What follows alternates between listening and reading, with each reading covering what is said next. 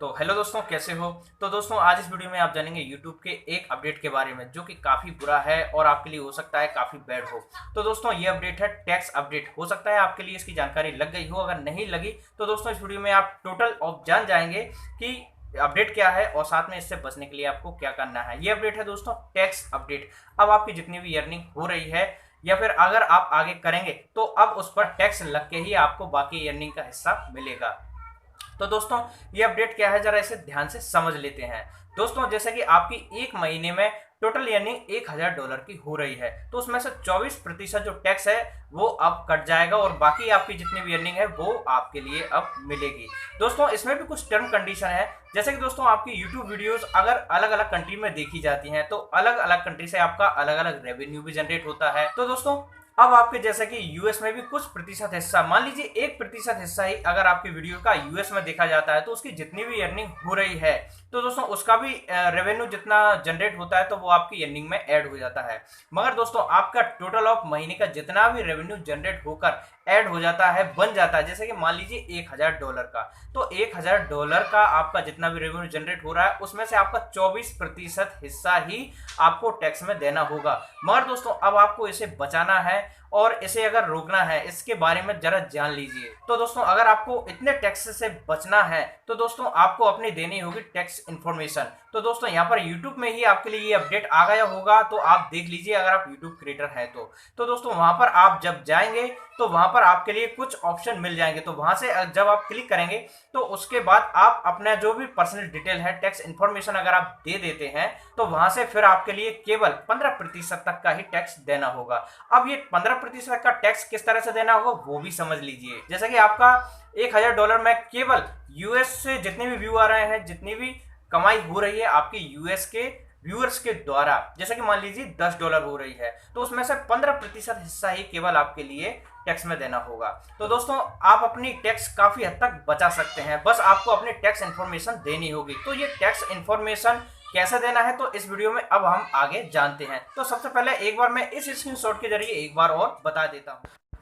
तो इस स्क्रीनशॉट के जरिए मैं आपको एक बार और डीपली तरीके से समझाने की कोशिश कर रहा हूँ। तो इसके लिए ये जो इमेज है इसके लिए हम ट्रांसलेट करेंगे गूगल ट्रांसलेटर के द्वारा। इसका जो फर्स्ट रूल है इसके लिए ट्रांसलेट करते हैं और यहाँ पर आप पढ़ सकते हैं। निर्माता कर की जानकारी नहीं जमा नहीं करता, अंतिम कटौती $240 है, क्योंकि आपके पास आप एक फॉर्म जमा नहीं करते तो कुल दर 24% तक होती है। इसका मतलब ये है कि आपके पास आपकी पूरी जानकारी नहीं होगी तब तक हमें दुनिया भर में आपकी कुल कमाई का 24% तक कटौती करनी होगी, ना कि केवल आपकी अमेरिकी आय का। तो दोस्तों ये ज़रूरी नहीं है कि आप केवल यूट्यूब के थ्रू कमाएं तो ही आपके 24% कटे। आप गूगल के थ्रू कहीं से भी अगर अर्निंग करते हैं, जैसे कि आपकी ब्लॉगर के द्वारा भी अगर होती हो या कहीं कोई भी ऐसा प्लेटफॉर्म जहां पर अगर आपको गूगल के थ्रू आपकी अर्निंग हो रही है तो टोटल ऑफ अर्निंग का आपका 24% कटेगा ही कटेगा। जरूरी नहीं है कि आपका सिर्फ अमेरिका से जितनी अर्निंग हो रही है उसका ही 24% हो, जरूरी नहीं है। तो आपकी इंडिया है, पाकिस्तान, जहां कितने भी देश हों तो सभी से आपकी जितनी भी टोटल अर्निंग हो रही है तो सभी का मिलाकर ही आपका 24%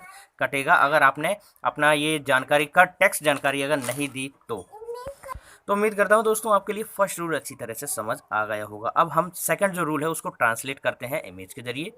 ये है सेकंड रूल, उसको ट्रांसलेट करते हैं। तो यहाँ पर है दोस्तों, निर्माता कर जानकारी जमा करता है, यानी अगर आप अपनी टैक्स इन्फॉर्मेशन अच्छी तरह जमा कर देते हैं और एक संधि लाभ का दावा करते हैं तो दोस्तों अंतिम कर कटौती $15 की है। ऐसा इसलिए क्योंकि भारत और अमेरिका के बीच एक कर संधि संबंध है जो यूएस में दर्शकों से कर की 15% कमाई को कम करता है। यानी यूएस के द्वारा आपके जितने भी व्यूअर्स आ रहे हैं केवल उनकी 15% कमाई को ही कम कर पाएगा, यानी ये टैक्स केवल 15% लगेगा अमेरिका से जितने भी आपके विजिटर्स आ रहे हैं उनके द्वारा, जितनी भी आपकी कमाई हो रही है उस पर। तो आशा करता हूँ दोस्तों आपके लिए सेकंड रूल अच्छी तरह समझ आ गया होगा। अब हम चलते हैं थर्ड रूल की तरफ, जो कि हम इमेज से ट्रांसलेट करेंगे।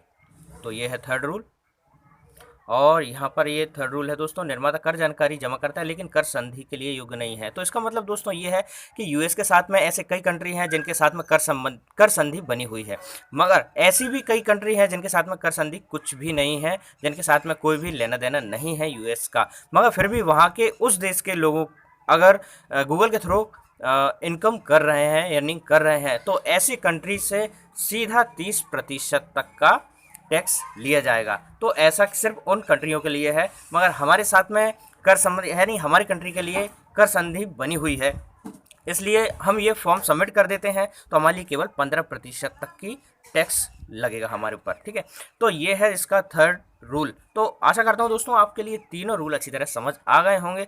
अब दोस्तों यहाँ पर नेक्स्ट पॉइंट आता है हमारा कि हमारे लिए 24% तक का जो टैक्स है उससे बचने के लिए क्या करना होगा। तो इसके लिए दोस्तों सबसे पहले आपको अपने यूट्यूब अकाउंट में जाना होगा, या फिर ब्लॉगर अकाउंट में भी जा सकते हैं, या फिर एडसेंस अकाउंट में डायरेक्ट आप जा सकते हैं। तो हम हमारे यूट्यूब अकाउंट को ओपन किया और यहाँ पर ये मैसेज शो हो रहा है, तो गेट स्टार्ट पर जैसे हम क्लिक करेंगे इस मैसेज पर, तो यहाँ पर हमारे लिए एक न्यू पेज पर रिडायरेक्ट कर देगा और स्क्रॉल करने पर हमारे लिए यहाँ पर sign in to your AdSense account का ये जो साइन इन का ऑप्शन दिख रहा है, यहाँ पर हम क्लिक करेंगे तो हमारे लिए डायरेक्ट एडसेंस अकाउंट पर ही हमारे लिए रिडायरेक्ट कर देगा। तो दोस्तों हम यहाँ से रिडायरेक्ट ना होकर हम हमारा एडसेंस अकाउंट ही ओपन करके देखते हैं कि ये मैसेज वहाँ पर शो हो रहा है या नहीं। तो हम हमारे एडसेंस अकाउंट को न्यू टैब में ही ओपन कर लेते हैं, और ओपन करने के बाद यहाँ पर हमारे लिए वो मैसेज यहाँ पर भी शो हो रहा है, important check if additional tax information नाम से। तो यहाँ पर ये जो मैनेज टैक्स इन्फो का ये जो ऑप्शन है इस पर ही हम क्लिक करेंगे, और अब हम हमारा टैक्स इन्फो फॉर्म जो है वो यहाँ से ही फिल कर लेते हैं। जैसे हम इस पर क्लिक करते हैं तो हमारे लिए नीचे कुछ ऑप्शन एनेबल हो जाते हैं। जैसे हम डेस्कटॉप मोड में कर लेते हैं जिससे कि पूरी तरह से पेज शो हो। अब यहाँ पर हमारे लिए ये पेज शो होने के बाद नीचे जो ऑप्शन एनेबल हो जाते हैं, जैसे कि ऐड टैक्स इन्फो का ये जो बटन है नीचे, इस पर हम करेंगे क्लिक, और हम जैसा भी आपके लिए बता रहे हैं वैसा आप करते जाना। ठीक है, तो यहाँ पर दोस्तों सबसे पहले हमारे लिए एक बार साइन इन करना होगा, और हमारा लिए जो आईडी है हमारी एडसेंस की, उसी आईडी से हमारे लिए साइन करने के बाद इसे नेक्स्ट पर कर देना है क्लिक। अब यहाँ पर जो फर्स्ट ऑप्शन है यूनाइटेड स्टेट टैक्स इन्फो, तो यहाँ पर हमारे लिए जो नीचे दो बॉक्स मिलते हैं इंडिविजुअल और नॉन इंडिविजुअल। तो हमारे लिए जो चैनल हमारा क्रिएट किया है, तो हमारा जो पर्सनल है खुद ही सेल्फ यूज़ करते हैं, तो इसके लिए हम इंडिविजुअल जो फर्स्ट बॉक्स है इस पर क्लिक करने के बाद नेक्स्ट ऑप्शन पर कर देंगे क्लिक। और यहाँ पर are you citizen of resident of the United State, यानी आप यूएस से हैं या इंडिया से हैं, तो हम यूएस से नहीं हैं तो हम यहाँ पर नो कर देंगे और नेक्स्ट पर कर देते हैं क्लिक। अब यहाँ पर हमारे लिए select WB tax form type, इस पर आपको ज़रा ध्यान देना होगा, इसे समझना होगा। तो फ्रेंड्स यहाँ पर ये जो पहला ऑप्शन है W8BEN, this form is most commonly used by non US individual. अगर आप यूएस से नहीं हैं और अकेले हैं, अगर आप अपना अकाउंट खुद ही यूज़ करते हैं तो आपको इसी पर ही क्लिक करना होगा। तो आप इंडिविजुअल हैं तो इस आप पहले ऑप्शन पर ही क्लिक करें, वरना आप सेकंड जो है W8ECI, this form is most commonly used by non US business, अगर आप बिजनेस करते हैं तो आपके लिए सेकंड ऑप्शन पर क्लिक करना होगा। तो हम तो इंडिविजुअल हैं तो हमारे लिए पहले ऑप्शन पर ही क्लिक करना होगा और स्टार्ट बटन पर आपको क्लिक कर देना है। तो आप पहुंचेंगे नेक्स्ट पेज पर टैक्स आइडेंटिटी पर। तो यहाँ पर आपके लिए नेम ऑफ इंडिविजुअल का जो ऑप्शन है, यहाँ पर आपका नेम ऑटोमेटिक आ जाएगा। नीचे ऑप्शन है सेकंड DBA, तो इसको आपको ब्लैंक छोड़ना है। फिर कंट्री ऑफ सिटीजनशिप, आप किस देश से हैं, तो यहाँ पर हम हमारे इंडिया को चुन लेते हैं, और इसे सिलेक्ट करने के बाद इंडिया सिलेक्ट करने के बाद नीचे स्क्रॉल करेंगे तो यहाँ पर आपको फॉरेन टिन का जो ऑप्शन है, यहाँ पर आपको अपना पैन कार्ड नंबर ऐड करना है। तो यहाँ पर हम हमारे पैन कार्ड को ऐड कर देते हैं, और फिर है नीचे यूएस आई टिन, तो इसको आपको ब्लैंक छोड़ना है। नेक्स्ट के ऑप्शन पर जैसे क्लिक करेंगे तो आपके ऑप्शन कुछ और एनेबल हो जाएंगे। तो यहाँ पर आपका एड्रेस का ये जो ऑप्शन है ये एनेबल हो चुका है।